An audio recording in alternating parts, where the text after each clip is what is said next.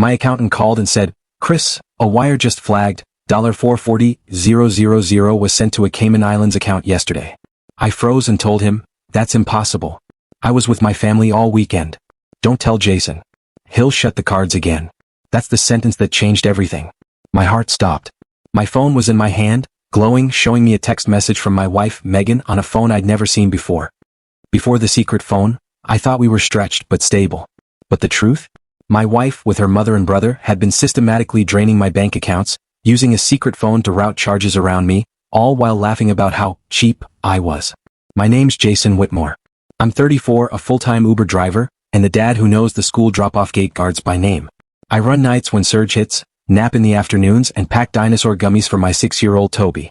I keep a spreadsheet for gas, tires, and oil changes because my car is my paycheck. I'm not fancy. I'm reliable. That's my whole brand.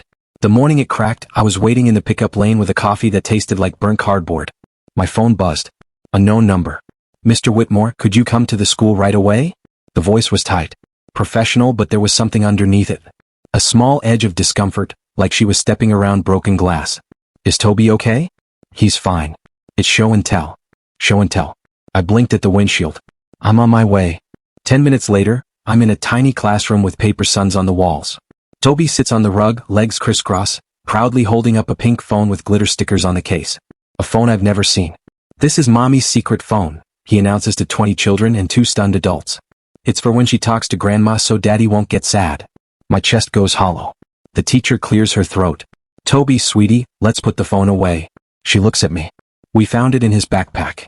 I kneel. "But where'd you get that?" "Mommy said, keep it safe.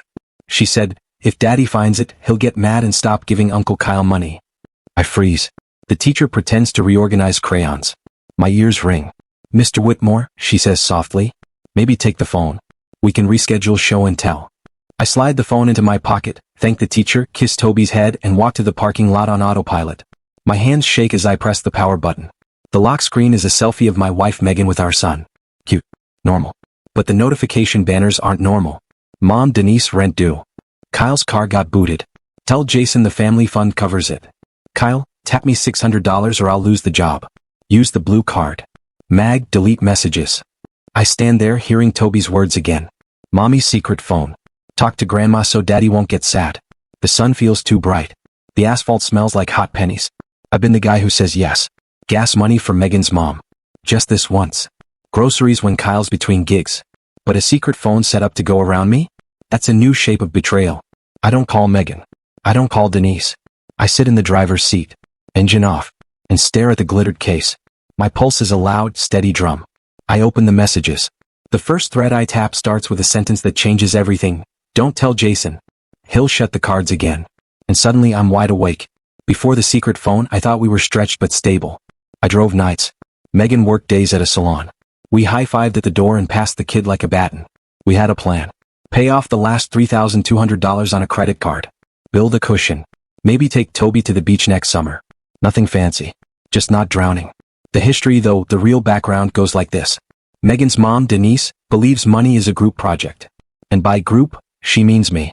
She says things like, "We're family, Jason," whenever her car needs tires. Kyle, her 30-year-old son, is the type who almost had a deal every week. Crypto once, then sneakers, then a mobile detailing empire that was just a vacuum and an Instagram. I used to push back. Megan would get that tight look. "They're my family. I'm your family too." I know. I'm just asking for help this month. A lot of months turned into years. I told myself it was temporary. I told myself I was being kind. I told myself it would come back around. It never did. I tried rules. No cash. Groceries only, gas only. They found the edges and pressed. "Just put the bill in your name for a minute. Can you co-sign? It's just for the deposit. We'll Venmo you Friday." Fridays came and went. 2 winters ago the real mess started. My Corolla needed a new transmission. I took a week off Uber, ate noodles, sold old speakers.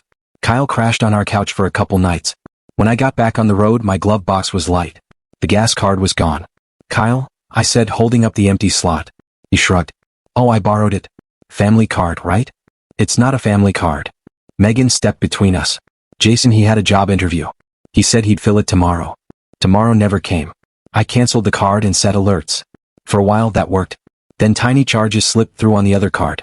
$12.99 here, $1.99 there. When I asked Megan, she'd say dismissive stuff like, it's a subscription we needed. Needed what? I was too tired most nights to fight. The secret phone shows me I should have fought. I sit in the car outside the school and scroll. The threads aren't one-offs. They're a whole side. Denise, tell him Toby needs new shoes. He'll say yes faster. Megan, he's on a bad night shift. Serge was weak. Try Sunday. Kyle, I can't get locked out again. Give me the blue card numbers. I'll only use $200.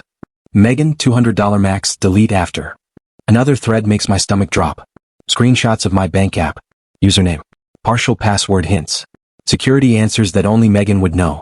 Me, why do you have my login saved on this? I say it out loud to an empty car like the phone is going to answer. There are photos too. My debit card, both sides, next to Toby's Lego dragon. A note under it. Going to pay mom's rent. He won't notice until Monday. I scroll back months. Rent. To fees.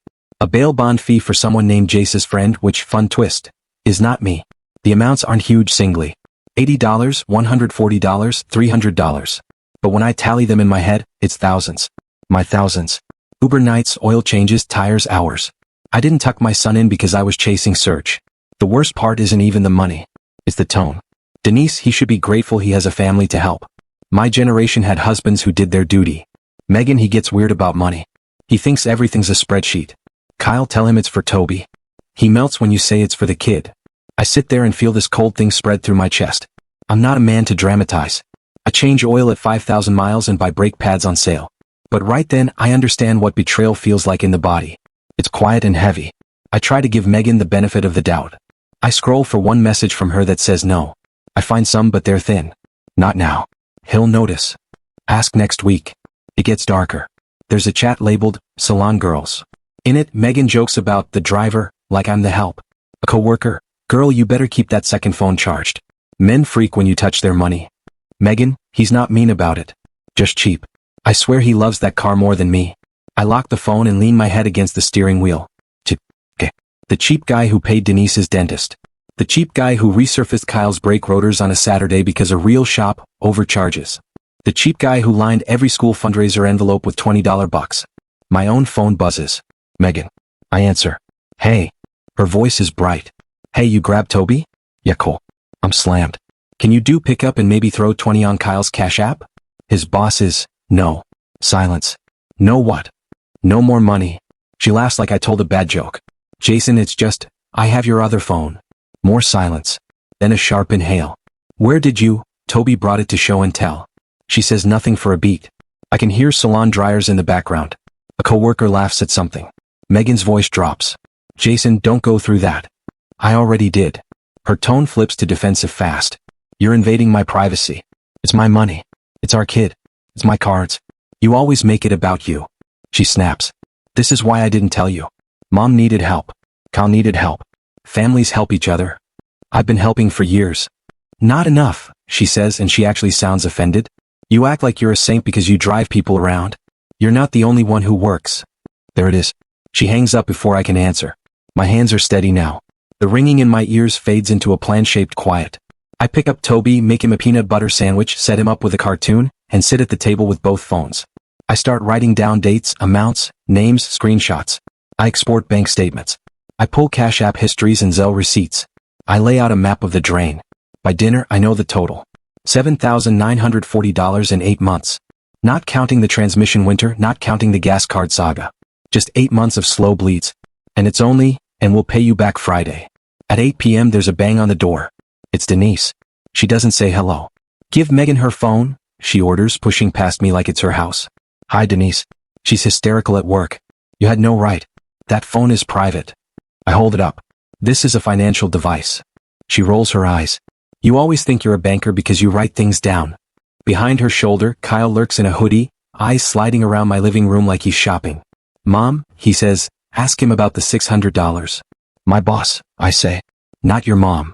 Not your boss. Not your $600. Denise plants her hands on her hips. Jason, if you withhold funds from family, that's abuse. I laugh. It's not a nice sound. Abuse? You heard me. Men who control money control their wives. I won't let you do that to my daughter.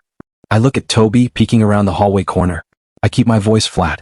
Get out of my house. Denise's mouth opens and closes like a goldfish. Excuse me. Out. We'll talk tomorrow. Kyle mutters something about ungrateful. I shut the door on both of them and stand straight for the first time in months. My heart is calm.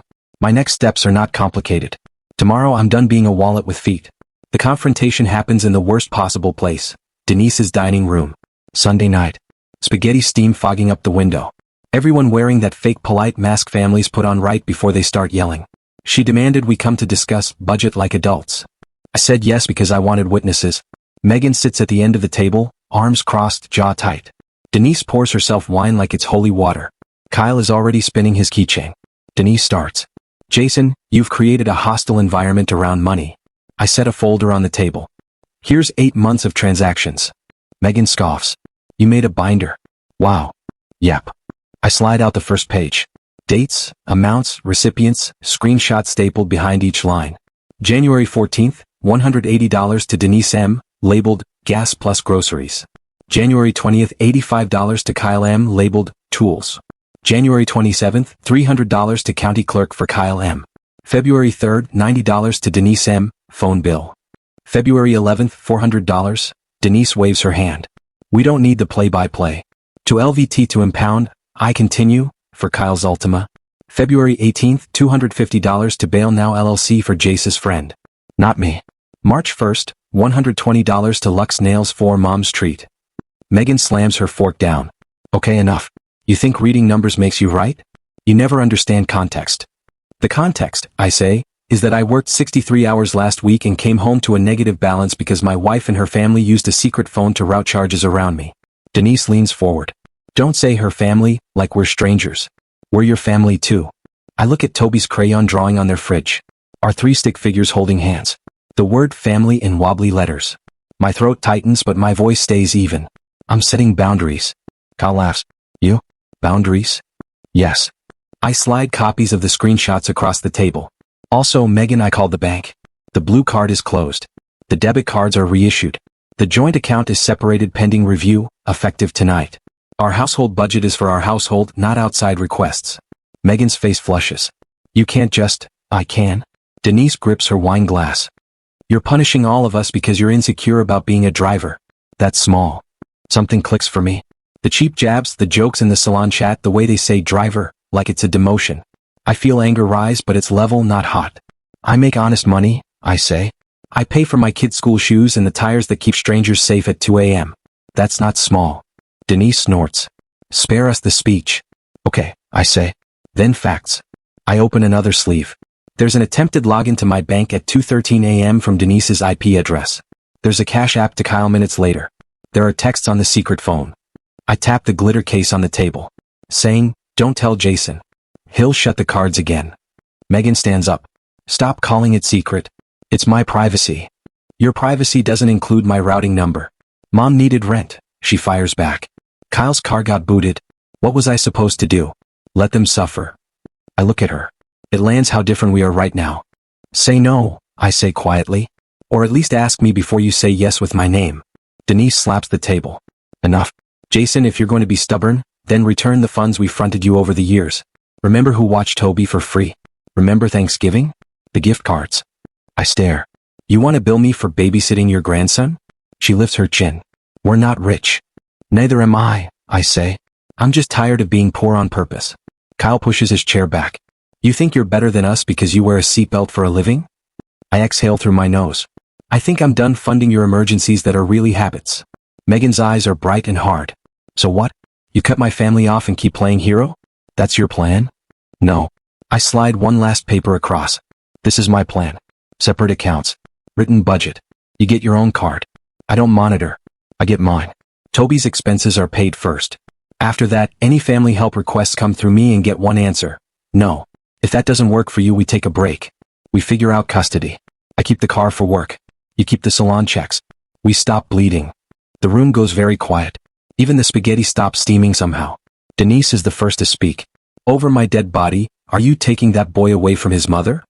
I didn't say that, I reply. I said we'd figure it out like adults. Megan looks at the papers. She looks at me. For a second, I think I see something crack. Fear maybe. But then her mouth hardens. You're not leaving, she says. You don't have the guts. I stand. Watch me. The next 48 hours are a blur of practical moves I should have made a year ago. I open a new checking account at a credit union. I switch my Uber deposits. I change every password and enable two-factor with an authenticator app, not texts Megan can intercept. I freeze my credit. I put a fraud alert on the bureaus.